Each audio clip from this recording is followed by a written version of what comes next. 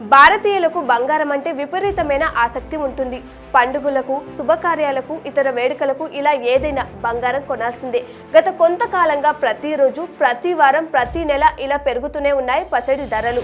ఈ క్రమంలోనే సరికొత్త రికార్డులని సృష్టిస్తూనే ఉన్నాయి. ఇక సామాన్యులకు అందనంత ఎత్తుకు దూసుకెళ్తున్నాయి.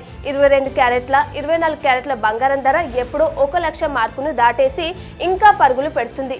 ఈ మధ్య అమెరికా, చైనా మధ్య వాణిజ్య యుద్ధ సంకేతాలు తగ్గుముఖం పట్టగా బంగారం ధర కాస్త దిగొచ్చినా మళ్ళీ దూసుకెళ్తూనే ఉంది.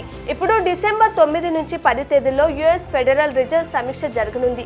ఈసారి కూడా 25 బేసిస్ పాయింట్ల మేర వడ్డీ రేట్లను తగ్గించనున్నట్లు బలమైన సంకేతాలు నెలకొన్నాయి. ఇదే జరిగితే బంగారం ధర మరింత పెరుగుతుంది. సాధారణంగానే ఫెడ్ వడ్డీ రేట్లు తగ్గిస్తే బంగారం ధర పెరుగుతుంది. దీంతో మరో నెల కూడా రేట్లు పెరగనున్నట్లు నిపుణులు అంచనా వేస్తున్నారు. ఫెడ్ ఒకవేళ వడ్డీ రేట్లను మార్చకపోతే బంగారం ధర తగ్గే అవకాశం ఉందని చెప్తున్నారు.